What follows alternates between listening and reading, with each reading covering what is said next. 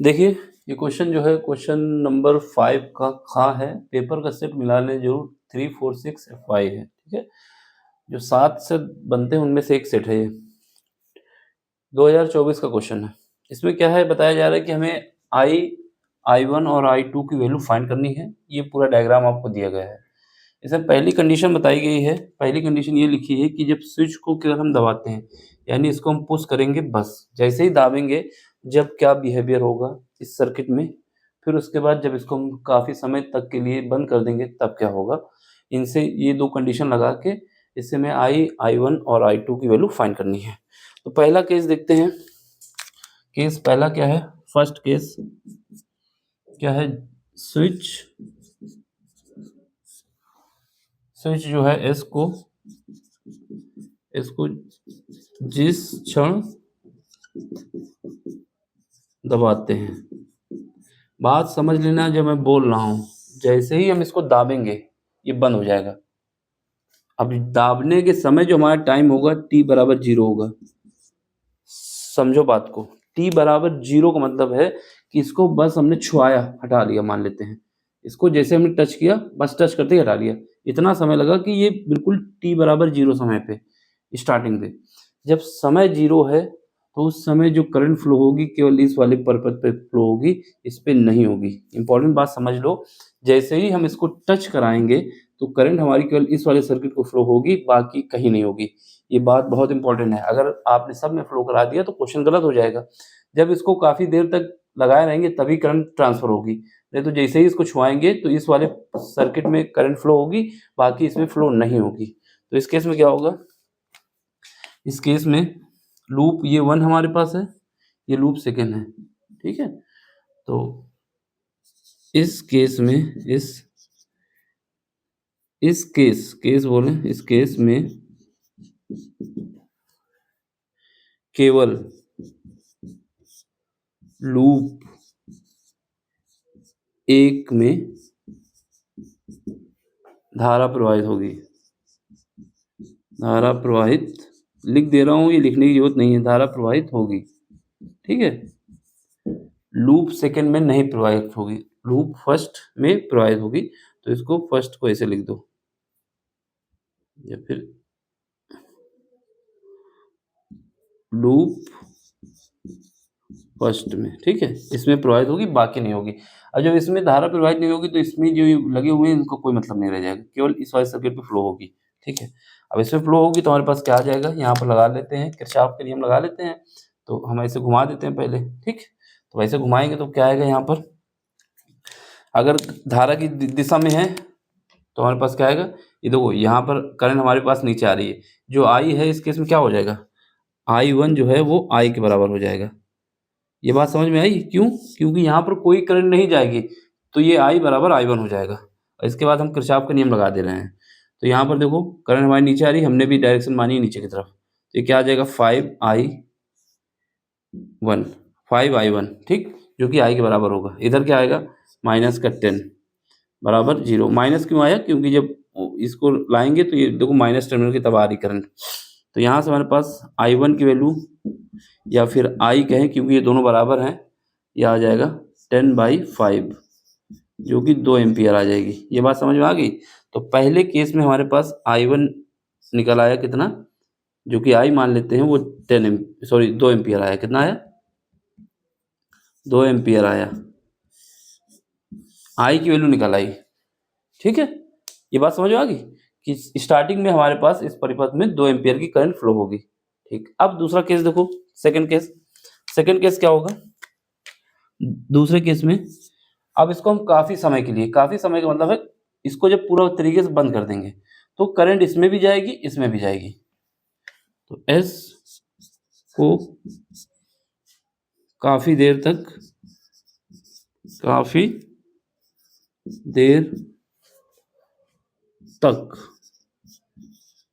दाबने पर, जब काफी देर तक दाबेंगे तो लिख देना, इस केस में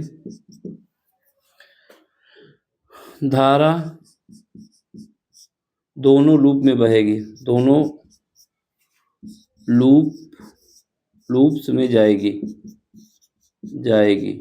यानी धारा इसमें भी जाएगी, इसमें भी जाएगी। ठीक है, अब हम फिर से किरचॉफ का नियम लगाएंगे, एक बार इसमें लगाएंगे, एक बार इसमें लगाएंगे। इसमें हम लगा चुके हैं, ठीक, लेकिन यहाँ पर ये I1 हो जाएगा, ये याद रखना। ठीक, समझ रहे हैं ना बात को? तो हमारे पास I की वैल्यू निकल आई है। अब यहाँ से जो करंट हमारे पास I जाएगी, सेकंड केस पे लगा रहा हूँ। सेकंड केस पे लगाने के लिए हम कौन सा फंक्शन यूज कर लें, ये हटा देते हैं, यहाँ पर डायरेक्शन फिर से बताएंगे। ठीक है, तो यहाँ पे हमारे पास करंट ये जो I है ये यहाँ पर आएगी। ठीक है, यहाँ पर पहुंची, ये बंद हो चुका है, अब ये बंद हो जाएगा सेकंड केस में। याद रखना, बंद करके डायग्राम दिखाना तो दिखा देना, नहीं दिखाना तो कोई दिक्कत नहीं। अब ये इसको हम बंद कर दे रहे हैं, पूरी तरीके से बंद हो गया। तो यहाँ पर I फिर पहुंच गई है, जो कि I है। ठीक, अब ये I जो है, यहाँ की I, यहाँ पर जो I है वो क्या है, I1 प्लस I2 है। ये याद रखना, I1 प्लस I2 है सेकंड केस की I। अब यहाँ पे एक बार लूप का नियम यहाँ पे लगा दोगे, एक बार यहाँ पे लगा दोगे, दोनों लूप में किरचॉफ का नियम लगाएंगे। ये डायरेक्शन अपने हिसाब से मानना होता है, अब जिस डायरेक्शन में मान ले। तो पहले केस में लगाने से कोई मतलब नहीं, फिर भी लगाना है तो लगा देना होगा, क्योंकि दिखाना पड़ता है सब। तो चलो, पहले केस में जब इसमें लगाओगे लूप, फर्स्ट में पहले लूप में, लूप को हिंदी में भी लिख देना लूप, कोई कंफ्यूज ना हो, लूप। ठीक है, यहाँ पर लगाओगे तो यहाँ पर क्या आएगा, फिर वही, ये हमारे पास इस पे आओगे तो I जो कि 5, I1 जो है 5 है, इसकी डायरेक्शन करंट नीचे आ रही, हमारे भी जो डायरेक्शन वो सेम है। ठीक है, 5 है, और यहाँ पर I से कोई मतलब ही नहीं, माइनस कितना आ जाएगा, 10 आ जाएगा। क्यों? क्योंकि ये माइनस की तरफ आ रहा है, इज इक्वल टू 0 आ जाएगा। तो यहाँ से हमारे पास I1 की वैल्यू कितनी आ जाएगी, I1 की वैल्यू आ जाएगी 10 डिवाइड बाई 5 बराबर 2 एम्पियर की आ गई। तो I1 तो हमारे पास 2 एम्पियर आ गया। एक बात, अब इस पे लगाओ, यहाँ पे इस पे लगाओगे तो यहाँ से हमारे पास सेकंड लूप पे जब लगाओगे तो यहाँ पर लूप सेकंड लिख दो, लूप सेकंड। यहाँ पर लगाओ किरचॉफ का नियम लगाएंगे, डायरेक्शन ये मान लेंगे। तो हमारे पास डायरेक्शन क्या है, नीचे की तरफ है, इसको निगलेक्ट कर मानना है, इस पे ध्यान नहीं देना है। ठीक है, क्योंकि इसका अगर एक्सेल दिया होता तब भी ध्यान देते, जब ये दिया होता है तो इस पर ध्यान नहीं दिया जाता, इसको नेगलेक्ट मानना है, ये मान लेना है कि लगा ही नहीं है। ठीक, तो यहाँ पर आओ, यहाँ पर लगाओगे तो यहाँ पर पहले ये हमारे पास 10 ओम का है, 10 ओम, इसमें करंट कौन सी आ रही है, ये I2 आ रही है, तो यहाँ पर I2 आ गई। ठीक है, इसके बाद क्या है, आगे बढ़ो, यहाँ पर ये हमारे पास करंट नीचे आ रही और हमारी डायरेक्शन उल्टी है, ये करंट नीचे आ रही, हमारी डायरेक्शन उल्टी है, क्या आ जाएगा, माइनस का 5 I1 आ जाएगा, और बराबर क्या आ जाएगा, 0 आ जाएगा। तो यहाँ से 10 I2 इज इक्वल टू क्या आ जाएगा, 5 I1 की वैल्यू हमने निकाली है, तो I2 इज इक्वल टू क्या आ जाएगा, I2 इज इक्वल टू क्या आ जाएगा हमारे पास 2, सॉरी, ये I1 की वैल्यू कितनी है, I1 की वैल्यू, ये I1 है, I1 की वैल्यू हमने ऊपर निकाली ना, तो 5 I1 की वैल्यू 2 हो जाएगी, और ये जो 10 है इससे डिवाइड हो जाएगा। ये बात समझ में आई, I1 की वैल्यू कितनी आ गई, 2 आ गई, और ये 5 I1 था, ये इस लूप पे जब हमने किरचॉफ का नियम लगाया, किरचॉफ का नियम लगाने में ये निगलेक्ट मानना है, इस पे ध्यान नहीं देना। यहाँ पर इसके ये डायरेक्शन हमारी और ये डायरेक्शन सेम है, तो यहाँ पर 10 रखा, फिर यहाँ पर उल्टी है, ये नीचे आ रहा, हमारी डायरेक्शन ऊपर है, तो ये लिखा। तो यहाँ से हमारे पास क्या आया, यहाँ से 1 एम्पियर आ गया। तो यहाँ से हमें पता चल गया कि I2 कितना आ गया, 1 एम्पियर। आप सुनो, तो हमारे पास क्या है, पहले केस में केवल I1, ये I निकाली थी हमने, यहाँ पर I1 और I2 दोनों बराबर थे, I1 बराबर I2 था, सॉरी I1 बराबर I था, बराबर 2 एम्पियर था। एक तो आंसर ये हो गया हमारा। और यहाँ पर I2 कितना था, सेकंड केस में I2 0 था। क्यों 0 था, क्योंकि सेकंड लूप में कोई भी धारा प्रवाहित नहीं हो रही थी। अब यहाँ पर सेकंड केस में फर्स्ट लूप हो गया, ये सेकंड लूप हो गई। ठीक, इसमें देखो ये कौन सा केस है, ये वाला केस है, ये वाला केस हमने लिख दिया यहाँ पर सब कुछ। अब ये वाले केस में ये यहाँ पर I1 निकाल लिया, यहाँ पर I2 निकाल लिया। अब I क्या है, I1 प्लस I2 है। यहाँ पर जो करंट जा रही है, यहाँ पर जो I है वो क्या है, ये जो हमारे पास I1 प्लस I2 है ना सेकंड केस के लिए, तो यहाँ पे कितना आ जाएगा, यहाँ पर 1, ये 2 आया है, फिर ये 1 आया, तो बराबर 3 एम्पियर आ गया। तो 3, ये आंसर आ गया मेरा 3 एम्पियर। ये हमारा I है, I1 कितना आया 2 एम्पियर, I2 कितना आया, I2 जो आया 1 एम्पियर। तो ये आंसर देख लो।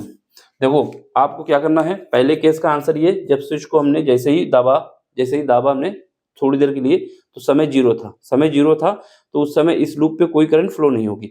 उस लूप पे करंट फ्लो नहीं होगी तो यहाँ पर I और I1 बराबर हो जाएगा और जबकि I2 0 हो जाएगा। तो I1 की वैल्यू 0, I2 की वैल्यू 0 रखी, I1 की वैल्यू हमने निकाल ली है और I1 और I2 बराबर है 2 एम्पीयर आया। दूसरे केस में जब इसको हम काफ़ी समय का मतलब है T बराबर T1 समय तक। अब कितना है कोई मतलब नहीं है, कुछ समय है, बोला है काफ़ी समय तक।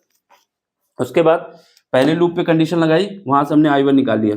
दूसरे लूप पे कंडीशन लगाई, वहाँ से हमने I2 निकाल दिया। फिर हमें ये पता है कि यहाँ से जो I निकली है वही I1 प्लस I2 है, तो हमने इनको दोनों को ऐड कर दिया, तो हमारे पास सब आंसर आ गया।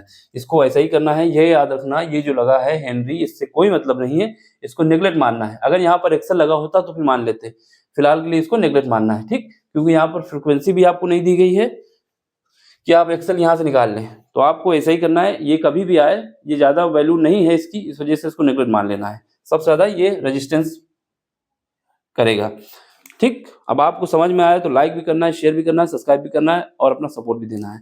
मैं बार बार फोकस कर रहा हूँ, यहाँ पर अगर ये 100 हेनरी होता या फ्रिक्वेंसी की कुछ वैल्यू दी होती तब इसको मानते, एक्सेल लगा होता तो मान लेते, ये एल दिया होता है तो उसको नेगलेक्ट कर देते हैं, अगर कैपेसिटर भी दिया होता तो उसको भी नेगलेक्ट कर देते, ठीक। तो आपको बस ये इस रेजिस्टेंस से मतलब था और इससे था, तो ये कहानी लगाओगे, किरचॉफ का नियम लगाओगे, सही आ जाएगा, ठीक। तो समझ लेना, पहली कंडीशन में क्या था, जब हमने इसको छुआ केवल तो उसका समय केवल इसमें करंट फ्लो होगी, इसमें नहीं होगी। मैं बार बार फोकस कर रहा हूँ, जब क्वेश्चन आता है तो दिमाग नहीं काम करता है, तो दिमाग को काम करने के लिए क्या करना है कि जैसे ही छुएंगे इसको तो यहाँ पर करंट आ जाएगी, यहाँ पर करंट नहीं आएगी, तो इस केस का पूरा बना देंगे कि ये आया। फिर उसके बाद दूसरी कंडीशन में जब काफी समय तक, तो इस लूप पे भी करंट जाएगी, इस लूप पे भी करंट जाएगी, तो यहाँ से हमने दो कंडीशन लगा के इसको निकाल दिया। समझ में आया है तो लाइक भी करना है, शेयर भी करना है, सब्सक्राइब भी करना है और अपना सपोर्ट भी देना है, ठीक है। बाकी कोई सा भी क्वेश्चन हो, कैसा भी हो, आपको समझ में नहीं आता तो आप हमें भेजिए, टेलीग्राम का लिंक दिया हुआ है, उस पर ज्वाइन हुई पहले, फिर वहाँ पे हमें भेजिए, उसका भी हम वीडियो बना देंगे, ठीक। अब हम मिलते हैं अगले लेक्चर में, इसका स्क्रीनशॉट ले लो, फिर मिलते हैं अगले लेक्चर में। Thank you for watching.